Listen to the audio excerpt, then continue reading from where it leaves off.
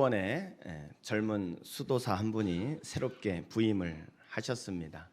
원장 수도사께서 새로 부임한 젊은 수도사에게 이제 설교를 할 수 있는 기회를 드렸어요.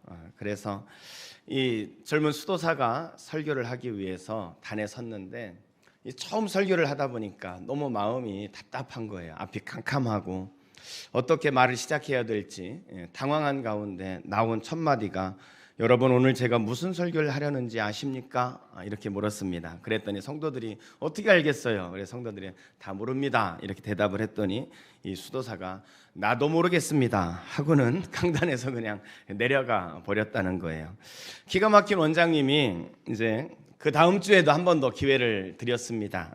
그랬더니 이분이 강단에 섰는데 지난주 그 악몽이 다시 떠오르는 거예요. 그래서 더 앞이 캄캄하고 뭐라고 말을 해야 될지, 그런데 지난주 한 말이 생각이 나서 다시 똑같이 이렇게 시작을 했습니다. 여러분 오늘 제가 무슨 설교를 하려는지 아십니까? 하고 물었더니 성도들이 지난주에 모른다 그랬더니 수도사님이 그냥 내려갔잖아요. 그러니까 이번엔 다 같이 다 압니다 이렇게 대답을 했어요. 그랬더니 수도사님이 하시는 말씀이 알면 됐습니다 하고는 다시 내려가더라는 거예요. 이 원장님이 3세판이니까 마지막 한 번 더 기회를 주겠다 해가지고 이제 이 젊은 수도사가 강단에 다시 서게 되었습니다. 다시 섰는데 이 수도사님이 지난번처럼 똑같이 여러분 오늘 제가 무슨 설교를 할지 아십니까? 하고 그렇게 물었더니 성도들이 미리 짜고 왔어요. 야, 반은 안다고 하고 반은 모른다고 하자. 그래서 반은 압니다, 반은 모릅니다. 그랬더니 이 수도사님이 하시는 말씀이 그렇다면 아는 분이 모르는 분에게 가르쳐 주시기 바랍니다 하고는 다시 강단에서 내려갔다는 거예요. 이 원장님이 깨달음이 있었대요. 그래서 수도원 입구에 폐허처럼 이렇게 써붙였다고 합니다. 지식은 흐르는 것이다. 아는 자가 모르는 자를 가르치라. 지식은 흐르는 것이다. 아는 자가 모르는 자를 가르치라. 여러분 아무리 많은 지식이 있다 할지라도요, 그 지식이 나누어지지 않는다면 가치가 없는 거죠. 아는 지식은 나눌 만큼 열매가 있고 또 나타내는 영향력이 있는 것입니다. 예를 들어 예수님에 대해서 여러분이 알고 있는데 여러분이 예수님을 알고 있는 것으로 끝난다면 그 예수님은 여러분에게서 멈추게 되겠죠. 그것을 나눌 때 예수님의 그 사랑, 예수님의 은혜가 전해지게 되어지고 예수님으로 인한 역사가 일어나게 되어지는 것입니다. 마찬가지로 지식만이 아니라 우리가 가지고 있는 모든 소유와 모든 축복은 사실 나눌 때에 그것이 의미가 있고 열매가 있고 또 그럴 때 우리의 인생이 가치 있는 인생이 되어지는 것입니다.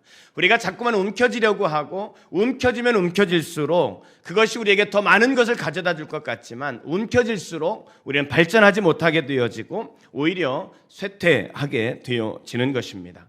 그래서 그리스도인의 삶의 본질이라고 하면 그것은 나눔에 있다는 것을 여러분 우리가 기억해야 하는 것입니다. 우리가 어떻게 나눌 것인지 우리가 얼만큼 나누는 것인지 거기에 따라서 그리스도인의 삶의 본질이 결정되어진다 그렇게 볼 수 있겠습니다. 여러분 왜 예수님께서 성육신을 하셨겠습니까? 하늘의 그 복음이 하늘의 그 영광이 이 땅 가운데 전해지기 위해서는 누군가 나누어야 할 분이 필요했단 말이죠. 그래서 예수 그리스도를 이 땅에 보내신 거 아니겠습니까? 예수님의 제자된 우리라면 우리도 당연히 나누는 삶을 살아야 마땅한 것입니다. 여러분 이스라엘 백성들 가운데 하나님께서 특별히 하나님이 아브라함이라는 사람을 선택하지 않으셨습니까? 이 아브라함을 선택하셨을 때 하나님께서 아브라함에게 창세기 12장 2절 말씀에 보면 내가 너로 큰 민족을 이루고 내게 복을 주어 내 이름을 창대하게 하리니 너는 복이 될지라 이렇게 말씀하십니다.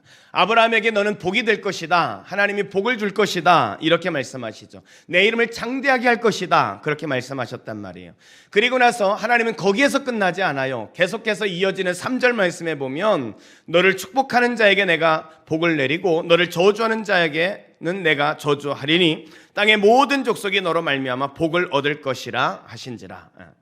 너희가 복을 받는 것으로 끝나지 말고 너는 모든 족속이 너로 말미암아 복을 받을 수 있도록 아브라함 너 인생은 그런 인생이 되어야 된다. 하나님이 그렇게 말씀을 하신 것입니다. 여러분, 이스라엘 백성들이 애굽에서 400년 동안 노예로 살다가 모세를 중심으로 출애굽을 하지 않습니까? 홍해를 건넌 이스라엘 백성들이 제일 먼저 진을 친 곳이 시내산 아래였습니다. 시내산에 진을 쳤을 때 하나님께서 모세를 시내산으로 부르셨어요.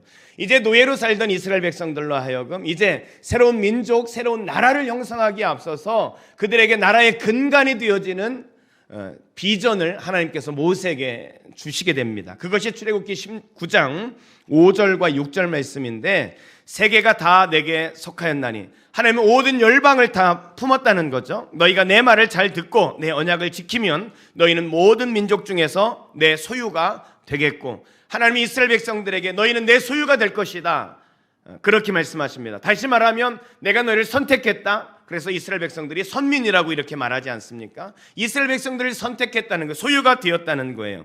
너희가, 그런데 그 소유가 된 것으로 끝나는 것이 아니라 계속해서 이렇게 말씀합니다. 너희가 내게 대하여 제사장 나라가 되며 거룩한 백성이 되리라. 제사장 나라가 되어야 된다는 겁니다. 여러분, 제사장이 뭐 하는 사람입니까? 제사장은요, 다리 역할을 하는 사람이에요.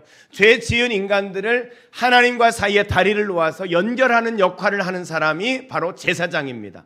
그러니까 하나님이 이스라엘 백성들을 이제 출애굽을 시켜서 이스라엘은 민족, 한 나라를 만들어가면서 그들의 비전으로 주신 게 뭐냐면, 너희는 내 백성이 될 것인데 내 백성으로 끝나는 것이 아니라 너희를 통해서 세상에 믿지 않는 많은 민족들이 하나님께 연결되어지는 다리의 역할, 제사장의 역할을 해야 된다. 그것이 너희가 해야 할 사명이다. 하나님이 출애굽하고 시내산에서 이스라엘 백성들에게 주셨던 사명입니다. 여러분, 이것은 오늘 우리를, 이 시대를 살아가는 우리에게도 동일한 하나님이 주신 사명이고 비전이라고 저는 믿습니다. 하나님이 우리를 선택하시고 하나님의 자녀 삼으셨으면 그것을 통해서 우리는 그 축복을 나누는 축복의 통로로 살아야 하는 것입니다. 그런데 이스라엘 백성들이요, 그 축복의 통로로서의 삶을 잘 살지 못했죠. 그래서 자신이 선민이라는 그것 때문에 그 우월감에 빠져가지고 그들이 전도하고 축복을 나눠줘야 될 이방 백성들에 대해서 그들은 오히려 개, 돼지와 같이 그렇게 취급을 했단 말이에요. 그러면서 자신의 맡겨진 사명을 잘 감당하지 못했어요. 그래서 하나님께서 새롭게 세우신 공동체가 있습니다. 그 공동체가 뭘까요? 그것이 바로 교회인 것입니다. 하나님의 교회를 통해서 이제 구원받고 하나님의 자녀되고 하나님의 축복을 누리는 우리들을 통해서 하나님은 그 축복을 나누고, 그래서 세계 열방에 믿지 않는 자들을 하나님께로 인도하는 제사장 나라로 우리 교회를 그렇게 사용하기를 원하시는 것입니다. 여러분, 저는요, 우리 교회가 그런 비전 가운데 세워졌고 앞으로도 그런 비전을 향해서 가야 하는 교회가 될 줄로 믿습니다. 여러분들이 그 일에 함께 하시기를 주의 이름으로 축복합니다. 이 본문에 보면 이제 오늘 본문 앞에 하나님께서는 이제 유대 백성들이, 이스라엘 민족들이 누렸던 많은 축복들을 우리에게 설명을 하고 있습니다. 특별히 창세전에 너희를 선택하셨다, 하나님 그렇게 말씀하세요. 여러분, 하나님이 창세전에 여러분을 선택하시고 사랑하셨다, 이 말이요, 여러분에게 어떻게 다가오는지 모르겠어요. 이 말은요, 굉장한 은혜고 우리에게 얼마나 큰 축복인지 몰라요. 여러분은 사람을 선택하고 사람을 사랑할 때 어떻게 선택하고 사랑하십니까? 예를 들어 여러분이 결혼을 할 때 결혼 상대자를 선택할 때 어떻게 선택하셨어요? 대부분 조건을 보고 선택하지 않았습니까? 이 남자가 얼마나 많은 돈을 버는가, 이 남자가 얼마나 잘생겼는가, 이 남자가 얼마나 능력 있는가, 이런 것들을 보고 선택하는 거 아니에요? 제가 늘 감사하는 게 있어요. 저희 집사람한테. 저희 집사람이 키를 조건에 안 넣은 걸 얼마나 감사해야 하는지. 만약에 키를 조건으로 했다면 제가 집사람한테 선택을 못 받았을 텐데, 키를 보지 않았어요, 저희 집사람은. 여러분, 이게 인간의 관점이에요. 사람은 조건을 보고 그 사람을 사랑할 것인지 말 것인지를 결정하는 거예요. 그런데 여러분, 하나님은 우리를 그렇게 사랑하시지 않았다는 거예요. 창세전에 이미 우리의 어떠함을 보기도 전부터 하나님은 우리를 사랑하기로 작정하신 거예요.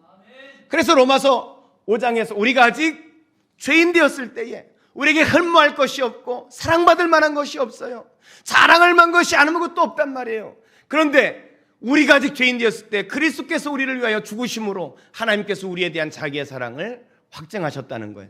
하나님은 조건을 보지 않고, 하나님은 상황을 살펴보지 않고 우리의 있는 모습 그대로를 사랑하셨다는 거예요. 여러분, 그게 얼마나 큰 은혜입니까? 만약에 하나님께서 여러분을 조건으로 사랑하셨다면 하나님 마음에 들만한 사람이 여기에 있을까요? 한 50%는 들까요? 아니, 한 20%는 들까요? 제가 볼 때는요, 없어요. 제가 얼마 전에 그 철로역정 애니메이션으로 영화가 나오지 않았습니까? 그것을 봤어요. 그걸 보는데 이 철로역정의 내용이 멸망의 도시에 있던 이 기독교 크리스찬이 이제 본향으로 가는 여정 가운데 만나는 여러 가지 사건들을 다루고 있는 소설이라고 말씀을 드렸죠. 이 크리스찬이 한 번은 율법산에 가게 되어집니다. 율법산. 근데 이 애니메이션에서 율법산을 어떻게 그리냐면 비석이 막 이렇게 쌓여 있는 산이에요. 근데 그 비석엔 뭐가 써 있냐면 뭐 거짓말하지 마라, 뭐 바르게 살아라, 이런 여러 가지 우리가 지켜야 할 율법 조항들로 된 비석입니다. 그것이 쫙 쌓여가지고 산이 됐는데 그 산 꼭대기에 괴물이 앉아 있어요. 근데 그 괴물이 망치와 정을 하나 들고 있습니다. 자, 이 크리스찬이 이 밑에서부터 이제 율법산을 올라가야 되는 거예요. 그 율법산을 올라간다는 것은 그 비석에 있는 것들을 다 지켜야 된다는 거예요. 이 비석에 있는 걸 다 지켜서 하나하나 밟고 올라가서 그 율법산 꼭대기에 올라가면 이 무거운 죄의 짐을 이제 다 내려놓을 수가 있는 것입니다. 자, 이 크리스찬이 율법산에 이제 이 비석 하나를 보고 이제 그것을 하나 탁 올라갔어요. 그랬더니 이 율법산 꼭대기에 있는 이 괴물이 망치와 정을 가지고 또 돌 바위를 하나 탁 치는 거예요. 그랬더니 많은 그런 비석이, 또 율법이 적혀진 비석이 막 와르르 막 쏟아지면서 이 크리스찬 앞을 또 막 이렇게 막는 거예요. 올라갈 수 있는 산을 올라갈 수가 없는 거예요. 하나를 지으면 또 하나 율법이 있고 또 하나 율법이 있으니까 이걸 도무지 올라갈 수가 없습니다. 그래서 결국은 이것을 올라갈 수 없어서 포기하고 절망하고 있을 때 다시 전도자가 와서 율법으로 우리가 하나님 앞에 온전함을 받을 수 없는 것이라고 하면서 새로운 길을 전도자가 안내해주는 그런 내용이었어요. 여러분, 우리가 조건을 가지고 하나님 앞에 완벽하게 살아서 하나님의 마음에 들려고 한다면 아무도 우리는 하나님 마음에 들 수가 없을 거예요. 그런데 하나님께서는요, 우리의 조건을 보시지 않았어요. 창세 전에 우리를 선택하시고 우리를 사랑하셨어요. 우리의 모양이 어떠한지, 흠모할 것이 있는지, 자랑할 것이 있는지 그런 것들 따지지 않고 우리 연약함에도 불구하고, 죄인 되었음에도 불구하고 우리를 사랑하셔서 그의 사랑한 아들을 내어주시고 그리고 우리를 구원하셨단 말이에요. 이게 하나님의 사랑이라는 거예요. 여러분, 우리가 그런 축복을 누렸습니다. 그런 축복을 받았다면 우리가 어떻게 해야 되겠습니까? 우리가 그 축복을 이제 나누면서 살아야 되는 거 아니겠습니까? 그래서 오늘 본문 앞에 3절부터 12절까지 우리 유대인들과 믿는 사람들이 누렸던 하나님의 축복을 거기에 언급을 하고 있어요. 그래서 12절까지는요, 이 쭉 읽어보면 인칭대명사, 반복되어진 인칭대명사가 있는데 그게 뭐냐면 우리라는 인칭대명사가 반복이 되어집니다. 자, 11절과 12절만 한번 볼까요? 11절과 12절에 보면 모든 일을 그의 뜻에 결정대로 일하시는 이의 계획을 따라 누가? 우리가 예정을 입어 그 안에서 기업이 되었으니 이는 우리가 그리스도 안에서 전부터 바라던 그의 영광의 찬송이 되게 하려 하심이라. 무슨 인칭대명사가 계속 반복되어지고 있죠? 우리가 반복되어지고 있어요. 우리가 그랬다는 거, 우리가. 자, 그런데 13절부터는요, 우리가가 인칭대명사가 바뀌게 돼요. 13절을 보면 그 안에서 너희도 진리의 말씀 곧 너희의 구원의 복음을 듣고 그 안에서 또한 믿어 약속의 성령으로 인치심을 받았으니, 우리가에서 너희로 바뀝니다. 여러분, 여기서 우리는 누구고 너희는 누구냐? 이 우리라는 것은 유대인을 말하는 거예요. 하나님의 사랑을 입은 그 유대인들이 이제는 그 복음, 그 축복을 자기에게만 머물게 한 것이 아니라 이제는 너희에게도, 그게 누구예요? 이방인, 에베소 사람들에게도 이제는 그 축복을 나누어 주게 됐고 이방인도 그 축복을 받게 되어졌다, 이렇게 말씀을 하고 있는 것입니다. 여러분, 그렇습니다. 우리가 먼저 축복을 받은 사람이라면 너희가 되어야 되는 거예요. 누군가에게도 축복을 흘러보내는 그런 인생을 살아야 한다는 것입니다. 오늘 본문은 이 교회 공동체가 어떻게 축복을 흘러보내면서 살아갈 수 있는지, 우리 믿는 사람들이 어떻게 축복을 흘러보내는 인생으로 살아갈 수 있는지 그것을 가르쳐주고 있는 겁니다. 우리에서 너희로 우리가 어떻게 바뀌어질 수 있는 것인지 그것을 가르쳐주고 있습니다. 그래서 오늘은 이 본문을 통해서 우리가 어떻게 하면 축복의 통로로 살아갈 수 있을지 그것을 함께 살펴보려고 합니다. 자, 그렇다면 우리가 어떻게 해야 축복을 흘려보내는 삶을 살 수 있을까요? 어떻게 해야 축복의 통로로 살아갈 수 있을까요? 첫째, 축복의 근원에 연결되어야 합니다. 축복의 근원에 연결되어야 합니다. 한번 따라하겠습니다. 축복의 근원에 연결되어야 합니다. 여러분, 우리 안에 선한 것이 있습니까? 여러분 안에 사랑이 있습니까? 아마 이 질문을 들었을 때 많은 분들이 물론 사랑이 있죠, 이렇게 대답을 할 것입니다. 근데 여러분, 그 사랑이, 우리 안에 사랑이 있는데 그 사랑이 어디에서 왔느냐, 우리가 이것을 알아야 됩니다. 여러분에게 사랑이 있죠? 제가 보니까요, 인간의 사랑이라는 것은 조건적입니다. 그렇죠? 남편이 잘해주면요, 그날은요 된장찌개 끓여가지고 여보 맛있게 드세요, 이렇게 얘기를 해요. 그렇죠? 근데 남편이 좀 나한테 잘 못했어요. 그럼 그날은 어떡합니까? 오늘 밥상은 알아서 차려 먹어요, 이렇게 나와요. 그렇죠? 남편이 어떻게 하느냐에 따라서 내 사랑이 결정되어지는 거예요.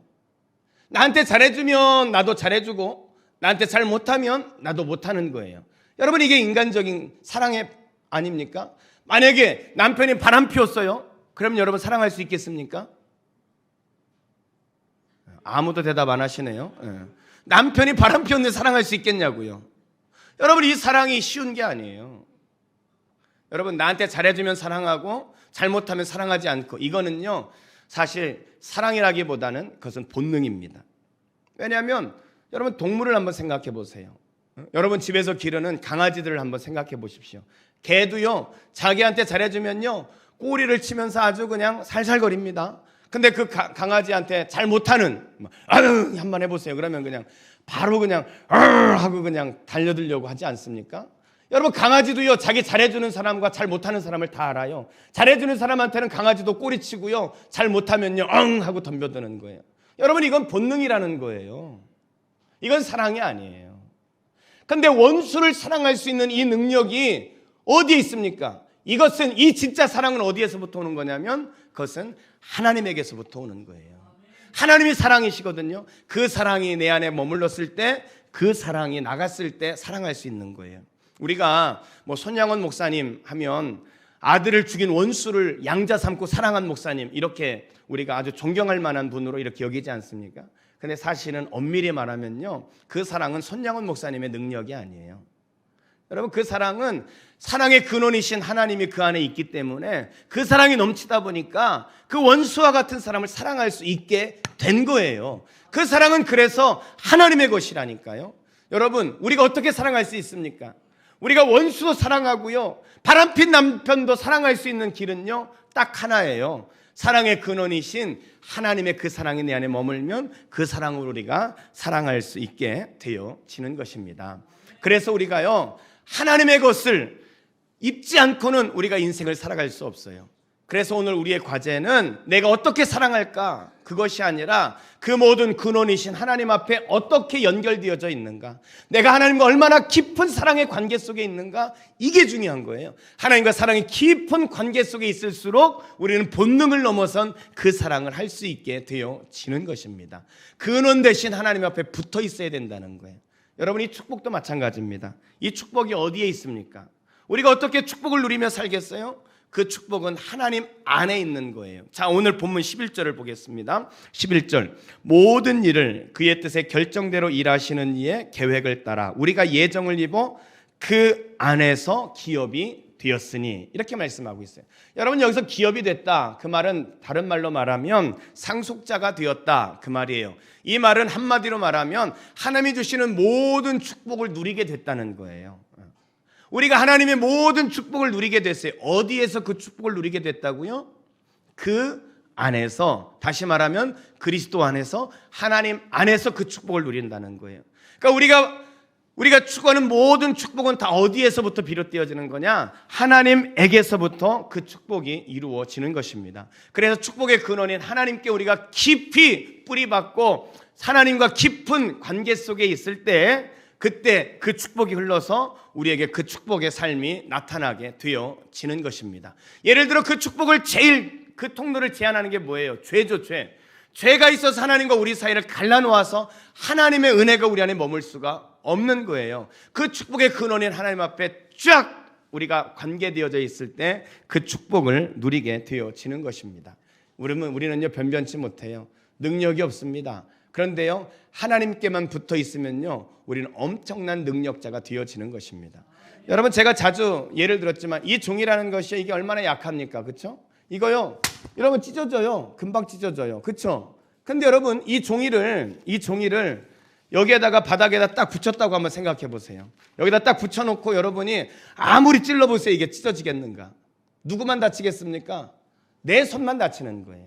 마찬가지입니다. 우린 약합니다. 그래서 금방 찢어지는 존재예요. 그런데 하나님이라는 곳에 딱 붙어 있으면요, 우리는 강한 존재가 되는 거예요. 누구도 찢을 수 없게 되어진단 말이에요. 우리의 능력은 어디에서부터 오느냐? 하나님으로부터 오는 거예요. 그래서 우리가 하나님을 의지하고 하나님을 붙들고 하나님 안에서 살아야 되는 겁니다. 전 여러분들이요, 그 하나님 안에 거하시기를 주의 이름으로 축복합니다.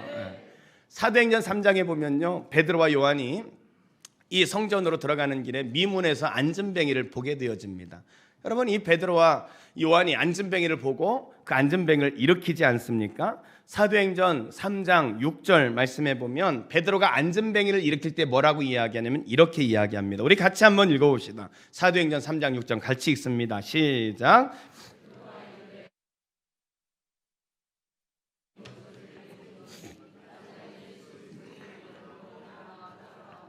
내게 있는 이것을 내게 주노니, 베드로가 지금 이 병자를 일으키면서 내게 있는 것을 준대요. 그리고는 그의 손을 붙들고 예수 이름으로 일어나 걸으라 했을 때 그가 걸었단 말이에요. 여러분, 베드로가 일으키는 능력이 어디에서부터 왔습니까? 내게 있는 것, 그게 뭐예요? 예수 이름의 능력이죠. 예수 이름의 능력을 붙들고 손을 붙들고 일으켰을 때 그가 일어날 수 있었다는 거예요. 그렇습니다, 여러분. 이 모든 근원은 예수님, 하나님에게서 있는 거예요. 우리가 그 하나님 의지하고 하나님 붙들고 예수 이름으로 능력으로 살아갈 때 우리는 내가 할 수 없는 하나님 크기의 기적을, 하나님 크기의 능력을 우리는 체험하면서 살아갈 수 있게 되어지는 것입니다. 여러분, 한때 이 팀 티보라는 사람의 이름이 많이 거론되어졌던 적이 있습니다. 많이 들어보셨을 거예요. 이 팀 티보라는 사람은요, 1987년에 필리핀에서 태어났어요. 아버지가, 엄마가 이제 필리핀에 선교사님으로 오셔가지고 그 선교 사역하는 중에 이 팀 티보가 태어났습니다. 태어나가지고 선교사님 밑에서 자랐으니 부모 밑에서 선교와 이제 봉사활동을 배우면서 자랐을 거 아니에요. 홈스쿨링을 통해서 고등학교까지 마치고 이제 미국에 있는 대학 플로리다 대학에 진학을 하게 되었습니다. 근데 그가 대학에 진학하면서 그는 이 풋볼 있죠, 미식축구, 이 풋볼에 굉장한 그 재능을 보이게 되어집니다. 그래서요, 그가요 대학 풋볼리그 역사상 최고의 쿼터백이 돼요. 그래가지고 2008년도에 이 플로리다 대학을, 이 풋볼팀을 대학 리그 우승으로 이끄는 주역이 됩니다. 그러면서 이 티보우가 엄청난 그런 인기를 끌고 주목을 받게 되어집니다. 여러분, 미국의 이 풋볼의 인기가 어느 정도인지 아시죠? 이 풋볼 그 결승전 하는 날은요, 거기에 한번 이 광고 잠깐 띄우려면요 수십억 원을 내야 될 정도로 엄청난 그 인기가 있는 프로잖아요. 근데 그가 그렇게 대학 최고의 쿼터백으로 인정을 받는데 그를 주목한 이유가 또 하나 있어요. 뭐냐면 이제 이 운동선수들이 햇빛을 방지하기 위해서 이렇게 꺼멓게 여기에 칠하지 않습니까? 이 칠할 때에 여러분 그림에 보이는 것처럼 이 티보우는 여기에다가 까맣게 칠하고 좌안 316 이렇게 썼어요. 요한복음 3장 16절 이거를 쓰고 그렇게 이제 경기에 출전을 하는 거예요. 그러니까 이 사람의 얼굴이 딱 주목이 되어지면 요한복음 3장 16절이 전 세계로 이렇게 전파가 되어졌단 말이에요. 그래서 얼굴에 항상 요한복음 3장 16절 이렇게 써가지고 그가 더 주목을 받게 되어졌습니다. 내가 대학을 졸업하고 이제 덴버 브론코스라는 팀에 입단을 하게 되어져요. 그런데 이 대학에서 그렇게 유능한 선수였는데 프로팀에 입단하고는 그 실력을 잘 나타내지 못합니다. 두각을 나타내지 못해요. 그러자 언론들이 그를 좀 비아냥거리기 시작했습니다. 그가 달리기 실력은 엄청 좋았는데 이 패싱 능력이 좀 떨어졌거든요. 그래가지고 공 들고 뛰기만 잘하는 쿼터백 하면서 그를 조롱하기도 하고, 그가 이렇게 이제 요한복음 3장 16절 이렇게 하면서 문구를 삽입하고 이렇게 이제 경기를 했으니까 그가 이제 그런 하나님의 능력을 덧입어서 뭐 하는 것처럼 그렇게 했는데 이제 그 모든 쇼는 끝났다 그러면서 언론들이 이 팀 티보우를 이렇게 이제 좀 비아냥거리는 그런 소식들을 막 내놓았습니다. 그렇지만 이 팀 티보우는 그거에 대해서 절망하지 않았어요. 왜냐하면 그가 운동을 하는 이유가 그걸 통해서 자기가 훌륭한 운동선수가 되고 뭐 돈을 많이 벌고 거기에 목적이 있지 않았습니다. 그 사람은 항상 이것을 통해서 하나님의 이름을 내가 어떻게 드러낼 것인가, 이게 그에게는 목적이었거든요. 그러니까 요한복음 3장 16절이라는 말도 썼던 거고요. 그러니까 그는 항상 하나님의 분명히 하나님의 영광을 드러내기 위해서 나를 분명히 쓰실 것이다, 그런 기대를 가지고 자기가 두각을 나타내지 못할 때도 좌절하지 않고 꾸준히 최선을 다해서 그가 이제 경기에 임하게 되어집니다.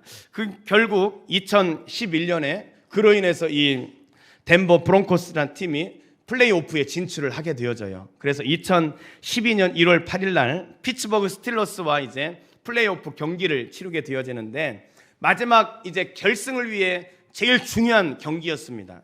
이 피츠버그 스틸러스와 경기를 하게 되어지는데, 이 3쿼터가 끝났을 때 23대 23으로 끝나가지고 연장전을 치르게 됐어요. 연장전을 치르게 되어지는데, 전문가들이 이 티보우에게 그는 달리기는 잘해도 패싱 능력이 떨어진다 그랬잖아요. 근데 이 사람이 이 전문가들이 약하다고 지적한 패싱을 통해서 터치다운을 해가지고 그래서 역전승을 거두고 이 4쿼터에서 승리를 거두게 되어집니다. 언론이 주목하고 막 그가 완전히 주목을 받게 되어졌죠. 근데 그가 이제 어머니하고 부모님하고 식사를 하는데 코치한테 전화가 오게 돼요. 코치한테 전화가 와가지고는 코치가 야, 오늘 우리가 어떤 일이 있었는지 아냐? 이렇게 물어요. 그랬더니 무슨 일이 있기는 우리가 피츠버그 스틸러스를 완전 뭉개버렸죠. 막 이렇게 이제 대답을 했어요. 아니 그거 말고 어떤 일이 있는 줄 아냐고, 무슨 일이 있었냐고 그랬더니 이 코치가 그런 이야기를 하는 거예요. 이 티보우가 항상 요한복음 3장 16절 316이라는 말을 쓰고 다녔다 그랬잖아요. 그날 경기에서 그가 총 10개의 패스를 했는데 이 패스한 길이가 316야드였다고 합니다. 근데 그 패스 중에 한 개의 패스는 31.6야드를 날아갔다 그래요. 그리고 리서치 조사에 의하면 그날 시청률이 31.6%를 기록했다 그래요.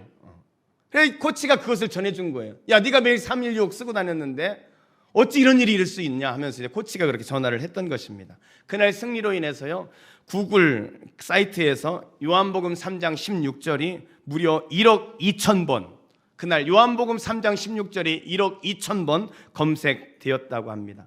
그는 항상 이 역전을 통해서 승리를 만드는 사람이었는데 어떻게 그런 일이 일어날 수 있을까? 사람들이 반신반의를 했는데 그날 그 경기를 통해서 야, 하나님이 진짜 살아계시구나 하는 것을 많은 사람들이 확신하는 그런 기회가 되었다는 것입니다. 여러분, 그가 어떻게 이런 놀라운 일을 이룰 수 있었을까요? 그는 항상 이렇게 말했습니다. 그가 운동을 하는 이유는 돈 벌려고 하는 것이 아니다. 나는 이 운동을 통해서 하나님의 말씀을 선포하고 하나님을 전하기 위해서 하는 것이다. 그래서 요한복음 3장 16절이라는 말도 쓰고, 그리고 프로에 갔을 때 이것을 못 쓰게 했을 때 그는 무릎 꿇어서 감사기도 하면서 세리머니를 하면서 하나님의 말씀을 전하려고 그렇게 했던 것입니다. 이렇게 하나님의 목적을 향해 뛸 때 설명할 수 없는 그런 승리를 거둘 수 있게 되었다. 그는 그렇게 고백을 하고요. 달라스 카우보이 팀의 쿼터백인 이 토니는 하나님이 저 사람과 함께 가면 감히 누가 막을 수 있겠는가 하면서 말을 했다고 합니다. 사랑하는 성도 여러분, 시편 73편 28절은 이렇게 말씀합니다. 하나님께 가까이함이 내게 복이라. 하나님을 가까이함이 내게 복이라. 내가 주 여호와를 나의 피난처로 삼아 주의 모든 행적을 전파하리이다. 할렐루야. 하나님을 가까이함이 복이라는 거예요. 그 하나님의 복을 누렸을 때 우리가 주의 모든 행적을 전파할 수 있게 되어진다는 것입니다. 우리 모든 성도들이 복의 근원인 하나님께 깊이 연결되어져서 축복을 유통하는 그런 삶을 살아갈 수 있기를 주의 이름으로 축원합니다.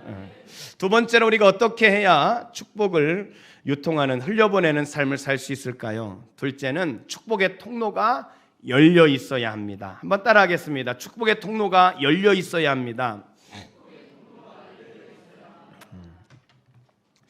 좀 전에 말씀드린 것처럼 이 인칭대명사가 12절까지 우리였다가 13절부터 너희로 이렇게 변화가 되어진다 그랬죠? 자, 13절을 다시 한번 봅시다. 13절 그 안에서 너희도 그런 복을 누리게 되었다, 이렇게 이야기하고 있는 것입니다. 여러분, 어떻게 너희도 이 에베소 교회가 그런 복을 누릴 수 있었을까요? 왜냐하면 누군가 그 복음을 전해줬기 때문이죠. 누군가 전하지 않았다면 에베소 교회가 복음을 듣지 못했을 거 아니에요. 그렇죠? 바울이 에베소 교회에 복음을 전했고 그래서 에베소 교회가 그런 복을 누리게 되어졌다는 것입니다. 뭘 말하는 겁니까? 여러분, 누군가 전하지 않으면 그 축복은 전해질 수가 없게 되어지는 거예요. 그래서 14절 말씀에 보면 바울은 이렇게 말씀합니다. 이는 우리 기업의 보증이 되사 그 얻으신 것을 속량하시고 그의 영광을 찬송하게 하려 하심이라. 우리에게 왜 복을 주셨느냐? 그의 영광을 찬송하게 하려 하심이라. 다시 말해서 하나님이 주신 그 축복을 드러내서 하나님의 영광을 드러내게 하려고, 그 축복을 유통하는 삶을 통해서 하나님의 이름을 높이는 삶을 살게 하시려고 우리를 그렇게 속량하시고 우리에게 복을 주셨다, 이렇게 말씀하고 있는 것입니다. 사랑하는 성도 여러분, 이것이 오늘 이 시대를 살아가는 그리스도인을 향하여 하나님의 주신 삶의 모습이라고 저는 믿습니다. 여러분은 축복의 통로로 살아가고 있습니까? 아니면 그 통로가 막혀져서 살아가고 있습니까? 제가 자주 말씀을 드리지만요, 모든 사람은요 다 영향력을 나타나게 돼 있어요. 어떤 사람은 악한 영향력, 나쁜 영향력을 나타내고 살고요, 어떤 사람은 선한 영향력, 좋은 영향력을 나타내며 사는 것입니다. 여러분 한번 주변에 한번 사람들을 생각해 보세요. 주변에 이 사람은 참 선한 영향력을 나타내는 사람이구나, 이 사람은 참 악한 영향력을 나타내는 사람이구나. 여러분 머릿속에 떠오르는 사람이 있지 않습니까? 그렇다면 여러분 다시 여러분 자신에게 한번 적용을 해보시기 바랍니다. 여러분은 선한 영향력을 나타내고 있습니까? 아니면 악한 영향력을 나타내고 있습니까? 우린 다 영향력을 나타내며 살게 돼 있어요. 내가 존재한다면 나 때문에 누군가에게 영향을 미치게 돼 있거든요. 그런데 여러분은 선한 영향력을 나타냅니까? 아니면 악한 영향력을 나타냅니까? 우리 그리스도인은 선한 영향력을 나타내는 그런 삶을 살아야 된다는 거예요. 왜냐하면 우리 안에 그 모든 축복의 근원인 하나님이 우리 안에 있기 때문에, 우리가 그 통로만 열려 있으면 우리를 통해서 하나님의 역사가, 하나님의 축복이, 하나님의 은혜가, 하나님의 사랑이 흘러가게 되어져 있거든요. 그래서 우리는 선한 영향력을 나타낼 수밖에 없는 인생이라는 거예요. 여러분은 선한 영향력을 나타내십니까? 아니면 악한 영향력을 나타내고 계십니까? 이 요한복음 11장에 보면요, 나사로가 살아나는 그런 기적이 기록되어져 있죠. 나사로가 살아나는 사건이 11장에 기록되어져 있어요. 근데 여러분, 죽은 나사로가 살아난 사건이 11장에서 끝나는 것이 아니에요. 거기서 끝나지 않고 12장에 보면 이 나사로로 인한 영향력이 12장에 등장합니다. 12장 11절 말씀에 보면은 이렇게 기록합니다. 나사로 때문에 많은 유대인이 가서 예수를 믿음이로라. 나사로 때문에, 나사로가 죽었다 살아났어요. 그 나사로의 삶 때문에 많은 사람이 예수를 믿었다는 거예요. 나사로 때문에 그런 일이 벌어졌어요. 나사로는 축복의 통로로 그렇게 쓰임을 받을 수 있었다는 것입니다. 나사로 때문에. 그렇다면 여러분 때문에 어떤 영향력이 미쳐지고 있습니까? 여러분 때문에 여러분의 아내가 행복합니까? 여러분 때문에 여러분의 자녀들이 행복합니까? 여러분 때문에 여러분 주변에 있는 사람들이 정말 행복합니까? 여러분 어떠세요? 여러분 만난 것이 진짜 복입니까? 나사로 때문에 축복을 받았다는 거예요. 전 여러분들이 우리 안에 있는 하나님의 그 축복을 유통하는 이 통로가 막혀져서 악한 영향력을 나타내는 것이 아니라 그 통로가 열려져서 선한 영향력을 나타내는 여러분이 되시기를 주의 이름으로 축원합니다. 얼마 전에 이 경기도 지역에 있는 침례교 목사님들 운동회가 있었어요. 그래서 제가 이제 운동회를 갔다 왔습니다. 제가 그 운동회를 한 10년 참여했거든요. 10년 그 운동회를 갔는데 제가 이번에 가가지고 좀 깜짝 놀랐어요. 왜 깜짝 놀랐냐면 10년 전에 운동했던 분들이 10년이 지난 지금도 똑같이 운동을 하고 계신 거예요. 놀란 게 왜 놀랐냐면, 첫째는 옛날에 10년 전이니까 좀 더 젊었을 텐데 이제 10년이 지나 환갑이 넘은 목사님이 축구를 얼마나 그냥 잘 뛰시는지, 참 60이 환갑이 넘어서도 어떻게 저렇게 잘 뛸까 해가지고 제가 깜짝 놀랐어요. 저는 그날 운동을 못 해가지고 가만히 벤치에 앉아 있었거든요. 어떻게 저 나이에도 저렇게 뛸 수 있을까 깜짝 놀랐어요. 근데 두 번째 제가 놀란 것은 뭐냐면 10년 전 뛰었던 목사님이 그대로 뛰고 있는 거예요. 그게 무슨 말이에요? 이 교회가 자꾸 개척이 돼서 젊은 목사님들이 자꾸 개척을 해가지고 젊은 목사님들이 이렇게 자꾸 올라와야 되는데 어느 순간부터인가 지금 개척이 안 되고 있는 거예요. 그러니까 젊은 목사님들이 지금 이 담임 목사 여기에 지금 끼어드는 사람이 없는 거예요. 지금 그대로 그 목사님들이 그대로 나이 들어서 그렇게 가고 있는 거예요. 그것을 보면서 야, 참 우리 교회가 교회를 개척하는 이 비전이 정말 중요하구나. 다시 한번 생각을 했어요. 여러분, 개인이 개척을 할 수 없는 시대입니다. 개인이 개척을 할 수가 없어요. 교회가 교회를 개척하지 않고는 교회는 개척되어질 수가 없는 겁니다. 그래서 우리 교회가요, 이제 2021년도에 이제 교회를 개척하는 이 프로젝트가 정말 중요하구나. 내가 다시 한번 생각했어요. 한국교회 미래를 위해서 우리가 힘들더라도 개척은 해야 된다. 개척을 해야 된다. 제가 다시 한번 그 마음이 들고 막 불같이 그 사명이 일어나더라고요. 참 우리 교회가요, 그 일에 하나님 앞에 쓰임 받기를 원합니다. 여러분들이 그 일에 같이 동참했으면 좋겠어요. 여러분, 한국 교회가 점점 교회 숫자가 줄어들고 있어요. 또 성도들의 숫자가 줄어들고 있습니다. 세상에 사람들이 교회를 향해서 비판적인 그런 시각들이 너무 많이 늘어나고 있습니다. 여러분, 이 일에 대해서 우리가 항변할 말이 사실 많이 있죠. 많이 있어요. 그런데 우리가 그 일에 대해서 항변하기에 앞서서 저는요, 우리 자신을 먼저 돌아봐야 한다고 저는 믿습니다. 우리가 잘못한 것이 분명히 있거든요. 그게 뭘까? 저는 그 원인이 기복신앙에 있다고 저는 보는 겁니다. 복을 달라고 기도하는 것, 여러분 그게 잘못된 겁니까? 잘한 겁니까? 갑자기 그냥 뭐라고 대답해야 될지 모르시겠죠? 여러분, 복을 달라고 기도하는 것 기도해야 됩니다.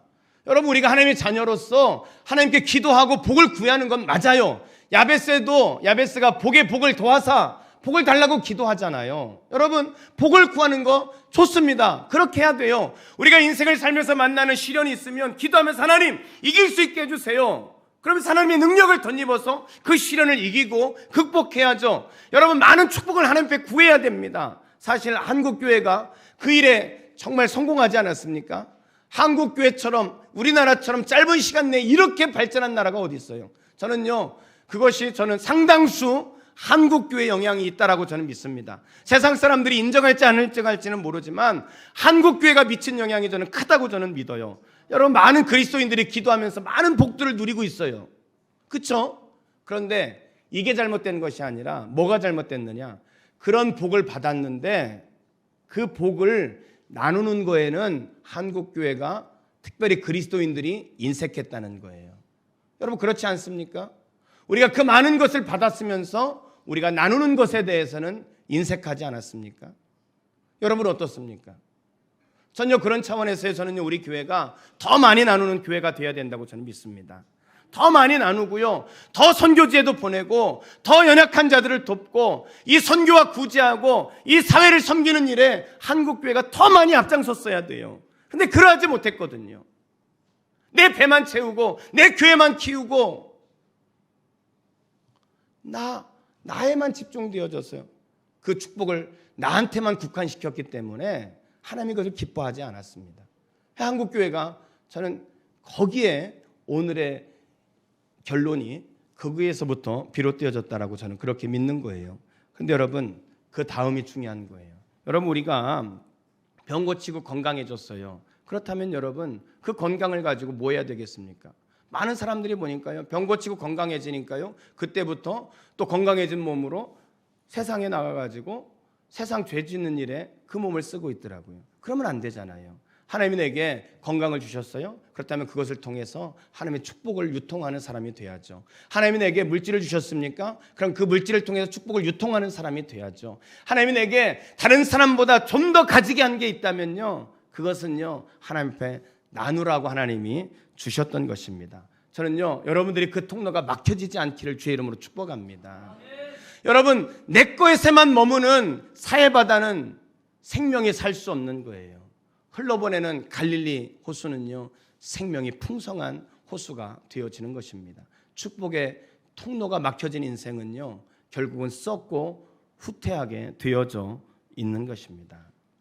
우리가 앞에서 말씀드린 이 팀 티보우, 이 사람은요, 재미있는 것이요, 2016년도에 그가 풋볼을 그만두고 이제 메이저리그 야구 선수로 전향을 하게 되어집니다. 그래서 뉴욕 매츠 마이너리그와 계약을 해가지고 야구 선수로 활동을 하고 있어요. 그런데 풋볼할 때와 같은 그런 전성기는 누리지 못하고 있죠. 그렇지만 이 티보우는요, 그리스도인으로서의 자신의 영향력을 더 넓혀가고 있습니다. 그가 운동을 하고 그런 스타가 되어지는 목적이 뭐라 그랬어요? 그리스도인으로서 하나님의 영향력을 넓히는 것이 목적이라 그랬잖아요. 그는 그런 전성기는 누리지 못하지만 그리스도인으로서 영향력을 나타내는 삶을 지금 살고 있다는 거예요. 그는 팀 티보우 재단을 세웠습니다. 그래서 미국을 비롯해서 전 세계의 장애우들을 돕는 그런 일들을 지금도 하고 있어요. 작년에 그가요 16개국, 16개국의 537개 교회를 통해서 장애인을 섬기는 일을 하는데, 이 537개 교회에 장애인들을 초청합니다. 무려 9만 명이 넘는 장애인들이 초청을 받습니다. 9만 명이 넘는 장애인이. 대단하지 않습니까? 17만 5천 명의 자원봉사자가 참여해서 그들을 섬깁니다. 그러면서 그들에게 하나님의 사랑을 전하는 거예요. 이 팀 티보우 재단을 통해서 그런 일들을 이 사람이 지금 하고 있다는 것입니다. 여러분, 그에게 목적은 스타가 되는 게 아니에요. 돈을 많이 버는 게 목적이 아닙니다. 그것은 하나의 수단에 불과해요. 무엇을? 하나님의 영광을 드러내고 선한 영향력을 나타내는 인생을 살기 위한 디딤돌에 불과했던 것입니다. 티보우는 이렇게 말합니다. 내가 야구 선수로 기억되지 못한다면 괜찮습니다. 내가 미식축구 선수로 기억되지 못한다면 그것도 괜찮습니다. 사실 제가 전혀 기억되지 못한다 해도 괜찮습니다. 제가 바라는 것은 오직 하나, 우리를 은총으로 이끄신 하나님을 위해 헌신하는 것, 그 하나님을 드러내며 축복의 통로로 살아가는 것, 그것이 제가 바라는 인생이며 그것이 제 인생의 가장 중요한 일입니다. 여러분, 저는 여러분들이 그런 인생을 살아갈 수 있기를 바랍니다. 나를 통해서 축복의 통로가 막혀지지 않고 축복의 통로가 열려서 선한 영향력 있는 인생이 되시기를 주의 이름으로 축원합니다. 기도하겠습니다.